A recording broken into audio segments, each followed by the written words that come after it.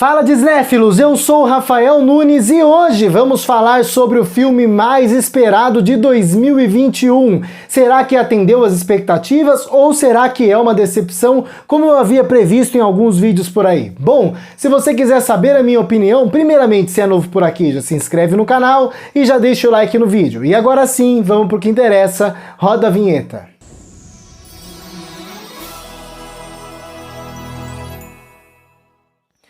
Spider-Man No Way Home, Homem-Aranha Sem Volta para Casa. Novo filme da Marvel Studios, produzido pela Sony Pictures com distribuição da Columbia Pictures, dirigido por Jon Watts. Antes de mais nada, eu queria avisar para você que está me assistindo que esse vídeo tem spoilers, tá? Eu não costumo fazer crítica com spoilers, às vezes eu comento alguma coisa ou outra da história, mas é bem raro eu falar de spoilers, e eu vou fazer a crítica do mesmo jeito aqui. Porém, qualquer coisa que eu falar um pouquinho mais sobre a história vai ser um grande spoiler e vai estragar a sua experiência. Por isso, eu te convido a se retirar educadamente desse vídeo se você ainda não assistiu ao filme. Deixa o like, assista ao filme e depois volta aqui pra gente conversar, tá bom? Tá bom. E agora eu vou conversar com quem já viu o filme, afinal, obviamente, eu amei Homem-Aranha Sem Volta para Casa. Tá bem longe de ser um filme perfeito e tem os seus problemas, porém eu acredito que Homem-Aranha Sem Volta para Casa cumpre muito bem aquilo que ele se propõe a ser, que é uma jornada de amadurecimento desse personagem que ainda era bem imaturo e bastante jovem, e também um grande evento e um grande fanservice. O filme, ele é basicamente um presente de Natal para os fãs. Ele entrega exatamente tudo aquilo que um fã do Homem-Aranha, dos filmes do Homem-Aranha, pediria pra Sony, no caso, né? Então, assim, ele cumpre muito bem o seu papel. É muito bonita ver a jornada de amadurecimento desse Peter Parker. Muita gente criticava isso, falando que esse Peter Parker não era tão bom quanto os outros dois anteriores, que inclusive tem crítica de todos os filmes deles aqui no canal, por esse Peter Parker não ser tão independente, sabe? Ele sempre tem um amigo rico lá que ajuda ele, né? Ele tem ali o Tony Stark ajudando ele, os trajes dele são super maneiros, né? São muito melhores do que os trajes que os outros dois Homens-Aranhas fizeram em casa. Ele não passou por nenhum grande sofrimento, por nenhum grande drama, igual os dois Peters perderam o tio Ben, etc. Então essa facilidade que esse Peter Parker, vivido por Tom Holland, fez, sempre foi motivo de críticas. E esse filme vem pra consertar isso. Não consertar isso porque eu nunca achei isso um problema, né? São propostas diferentes de personagens diferentes. Porém, esse filme aqui vem para entregar essa jornada de amadurecimento desse Peter Parker de maneira muito bonita e muito tocante. E essa jornada de amadurecimento desse personagem é tão bem feita que faz de Homem-Aranha Sem Volta para Casa não só o filme mais dramático do Homem-Aranha do Peter Parker, como também um dos mais dramáticos do MCU como um todo, além de ser o filme mais dramático de Homem-Aranha da história do cinema. É um filme muito mais carregado dramaticamente, mesmo que a gente tenha visto momentos e cenas muito marcantes e emocionantes em outros filmes de outros personagens. A carga dramática que esse filme carrega é muito maior. Além disso, Homem-Aranha Sem Volta para Casa se mostra um filme extremamente sombrio, coisa que não havia sido vista nunca em uma produção do Homem-Aranha. Já se viu um filme um pouco mais escuro, com cenas um pouco mais fortes, mas um filme mais sombrio é a primeira vez que a gente vê. E é muito bonito ver como o Homem-Aranha Sem Volta para Casa equilibra muito bem tudo isso.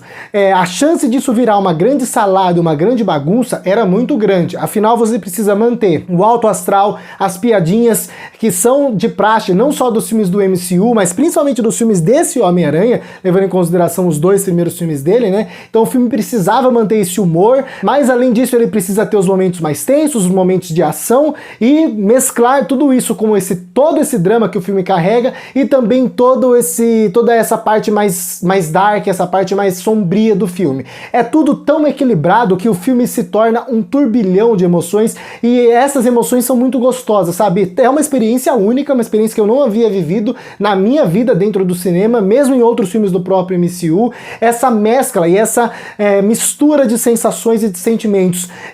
Em 5 minutos você tá empolgadaço com uma coisa que tá acontecendo, nos próximos 5 minutos você tá se destruindo de chorar e nos próximos 5 minutos você tá dando risada. Ou seja, em um pequeno intervalo de tempo você viaja e você passeia entre sensações diferentes, todas elas muito genuínas e muito profundas. Então o filme cria muito bem e caminha muito bem por todas essas sensações e emoções. É um filme evento e nesse quesito Homem-Aranha Sem Volta Pra Casa é mais do que perfeito. Ele cumpre muito bem o seu papel. Além disso, Homem-Aranha Sem Volta Pra Casa é um tremendo de um fanservice. Ele leva o fanservice pra outro patamar. É uma coisa assim que você pode até ter visto filmes com muito fanservice, mas igual Homem-Aranha Sem Volta Pra Casa, eu duvido que você tenha visto. É um fanservice atrás do outro e o filme parece que faz tudo aquilo que a gente pediu, sabe?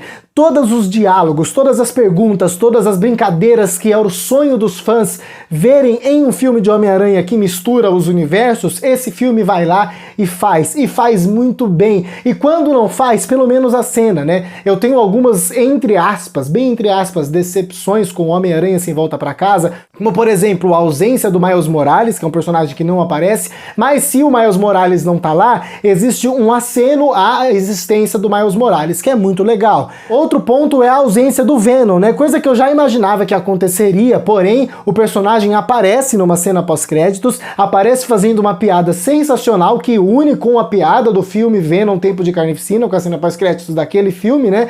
Então assim, o filme ele entrega tudo, mesmo que não entregue tudo. E quando ele entrega, ou aquilo que a gente pedia, são momentos tão maravilhosos que assim, eu não tenho palavras para descrever a grandiosidade desses momentos. E não tenho palavras para descrever a minha sensação, a minha emoção ao ver certas brincadeiras, ao ver certas piadas.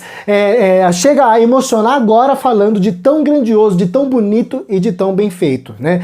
Além disso, o diretor ele compõe muito bem as cenas, né? Ele é um diretor que não tem muita autoralidade, ele é aquele tipo de diretor que entrega filmes que são filmes de estúdio, e aqui a gente até vai entrar num problema, porém ele compõe muito bem as cenas de ação são muito bonitas, são muito plásticas, né? E nisso ele é muito bom, e ele também consegue entregar bem aquelas poses, sabe? Aqueles closes, aquele papel de parede, aquela foto que você vai ver para a vida inteira, coisa que ele nem tinha feito tanto assim nos outros filmes dele com o Homem-Aranha. Aqui ele faz e muito bem. Existem momentos, existem planos que ficam por 2 segundos na tela que não tem como você não explodir de emoção, que o cinema aplaudia. É maravilhoso de se ver. E outra coisa que eu gosto bastante em Homem-Aranha Sem Volta Pra Casa é que esse filme aqui corrige um problema dos outros 2 filmes anteriores. Esse é um filme do Peter Parker, do Tom Holland. A gente não tem aqui um super coadjuvante ajudando ele como a gente tinha nos 2 filmes anteriores. No caso do Homecoming, a gente tinha o Homem de Ferro lá ajudando ele a resolver os problemas dele, e no caso do Far From Home, a gente tinha o Mistério ali, que era praticamente o protagonista do filme. Esse aqui, a chance de você ter um monte de outros heróis ajudando ele e tirando o protagonista do Peter Parker é muito grande, levando em consideração o contexto desse filme. A gente tem o Doutor Estranho, uma participação bem questionável, fazendo um feitiço ali que gera toda a problemática desse filme, e a problemática traz pra gente personagens que são mais marcantes do que o próprio Homem-Aranha do Peter Parker, né? Que vocês já sabem que estão lá, eu vou parar de fazer mistério, porque quem tá aqui já viu o filme, que são os 2 Homem-Aranhas, do Tobey Maguire e do Andrew Garfield. A chance deles 2 pegarem o protagonismo pra si e tirarem o protagonismo do Tom Holland, do Peter do Tom Holland, era muito grande. Porém, o filme, ele é perfeito em fazer um filme sobre ele. Então, tudo que acontece, desde a participação dos coadjuvantes engraçadinhos, que são muito bons, que estão muito bem no filme, no caso do Ned e da MJ, da Zendaya, estão lá para contribuir com o amadurecimento do Peter Parker, do Tom Holland. E aí eu falo, não só esses coadjuvantes, mas também a própria Tia May, que com certeza é muito grande nesse filme, tem uma participação gigantesca nesse filme, e uma excelente atuação da Marisa Tomei. Os vilões que aparecem, todos eles contribuem em muito, e todos os vilões aqui estão sensacionais. Obviamente, um tem mais destaque do que o outro, um aparece mais do que o outro, talvez o que tenha menos destaque, até por causa do CGI, é o Lagarto, mas é muito legal você ver a jornada até do Electro, que é uma jornada um pouquinho mais simplificada, e principalmente a jornada do Dr. Octopus e do Duende Verde, do Willem Dafoe. O Homem-Aranha também é um que é um pouco escanteado, mas tem uma jornada muito boa, mas esses 2 mencionados anteriormente, eles são os grandes destaques do filme dentre os antagonistas, né? É muito legal você ver a trajetória deles, e eu acredito que o filme aproveita aproveita a personalidade estabelecida nos filmes anteriores, onde eles aparecem, mas também avança um pouco nas personalidades, fazendo desses personagens mais profundos e mais humanos. E é lindo ver como as personalidades deles e as atitudes que eles tomam influenciam não só no Peter do Tom Holland, mas também nos outros Peters que aparecem. Então é genial e muito bem feito. Além disso, os próprios heróis, né? Quando você tem a aparição dos outros Peters, você não tem só um monte de gente ajudando porque o Tom Holland não conseguiria sozinho, né? Eu reclamei disso na minha crítica de Homem-Aranha 3, por exemplo, o terceiro filme do Tobey Maguire, que não parece que ele vai conseguir fazer aquilo e o roteiro vai lá e ajuda, né? Eu falei sobre isso naquela crítica, depois vocês veem lá. Aqui não é o caso. O filme meio que deixa claro que talvez o Tom Holland sozinho não conseguiria resolver o problema, mas ainda assim ele deixa claro que o Tom Holland faria de tudo e talvez conseguiria sozinho, porque ele teria alguma maneira, ele conseguiria criar um jeito de resolver o problema. Então, os outros dois Peters não estão lá só para ajudar porque ele não conseguiria. Os dois Peters estão lá pro fanservice, para fazer aquilo que a gente pediu, pra gente ver aquelas cenas maravilhosas, né? E isso, dentro desse pacote, faz parte vamos ter a nossa batalha final com os três Peters lutando junto. E aqui a gente entra naquele momento que eu falei pra você, é um plano mais arrepiante do que o outro, é um momento mais emocionante do que o outro, e cara, eu ria, eu ficava empolgado, eu ficava eletrizado e chorava na mesma cena, né? Principalmente nessa batalha final. É uma coisa maravilhosa. E além disso, é muito bonito ver como as jornadas que os dois personagens passaram, todos os dramas que eles já viveram, ajudam a esse Peter Parker aqui se conhecer melhor e aceitar melhor que agora ele tem que amadurecer, que ele tem que crescer. Não que esses Peters venham cá pra pegar na mãozinha deles e falar assim, ó, você vai fazer isso. Não é. Eles chegam mais ali como um apoio, sabe? Eles chegam para dizer, falou, ó, a gente passou por isso, você tem que passar por isso, porém, você precisa aprender com isso, que nem a gente aprendeu pra você chegar no patamar que a gente tá, entendeu? Então é muito legal como o filme usa desses personagens. Os personagens não estão lá pra guiar esse Peter Parker, eles estão lá pra mostrar pra ele que, ó, a gente chegou aqui, você vai ter que chegar aqui também, e se vira aí pra chegar aqui, entendeu? Tanto que o Peter Parker, ele tem, o Peter Parker do Tom Holland, ele tem os mesmos conflitos que esses dois Peters tiveram, principalmente o Peter do Tobey, né? A ponto de enlouquecer em cima do Duende Verde numa das cenas mais sombrias do Homem-Aranha no cinema. Então é uma cena muito bonita, muito tocante, principalmente porque você vê o personagem com todo aquele problema mental dele e depois você vê o amadurecimento dele, que é muito bacana. Vamos falar rapidamente aqui sobre o CGI. O CGI do filme é muito competente, mas não é perfeito. Eu imaginava que o CGI tava um desastre e não tá.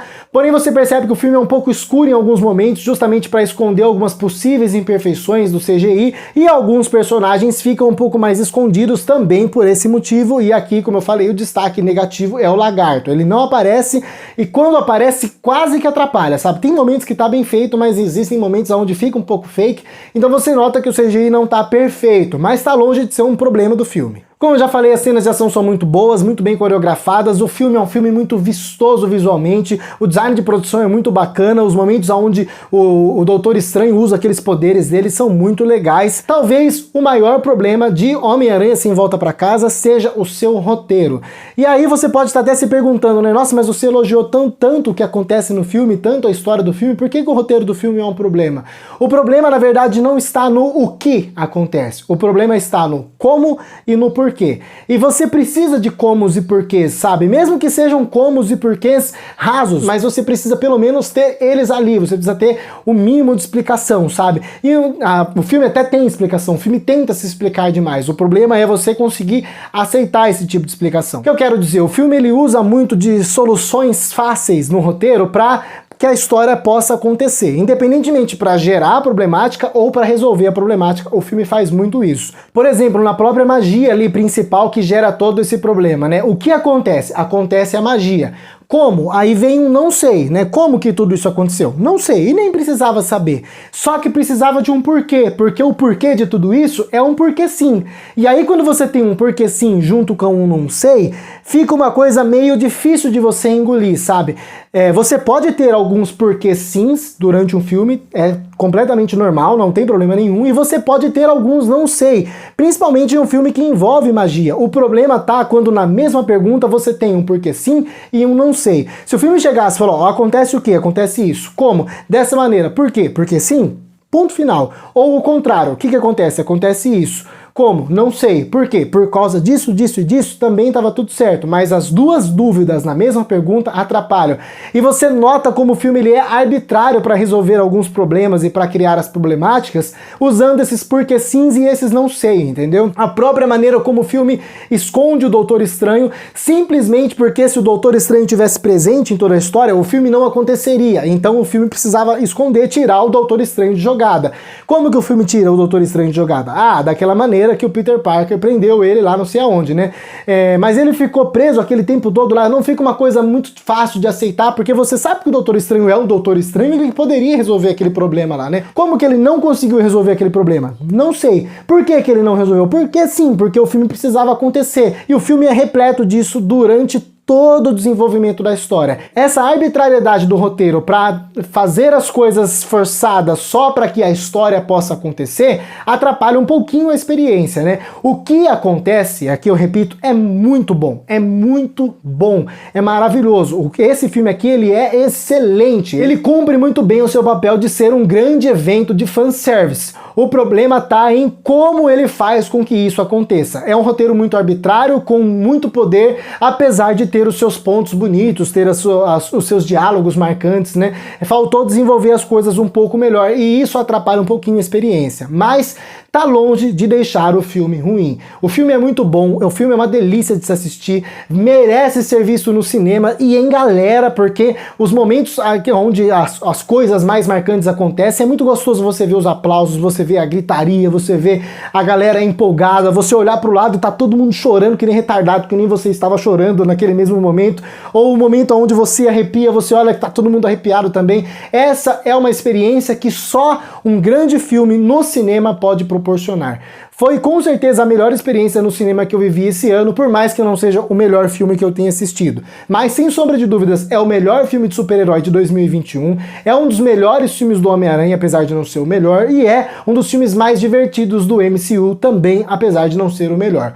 Por isso tudo, para Homem-Aranha Sem Volta Pra Casa, eu dou uma nota 8. E agora eu quero saber a sua opinião aí. Você já assistiu ao filme, né? Senão você não estaria vendo visto aqui. Comenta aqui embaixo o que você achou, se você concorda comigo ou se você discorda, beleza? Vocês sabem que eu adoro ler os comentários de vocês e prometo responder os mais relevantes, então deixe suas opiniões aí, tá? E se você gostou desse vídeo e gosta do conteúdo que eu faço aqui nesse canal, se inscreve e ative o sininho para receber as notificações dos próximos vídeos. Não se esqueça de deixar o like nesse vídeo que me ajuda pra caramba. E se não gostou, só deixar o dislike.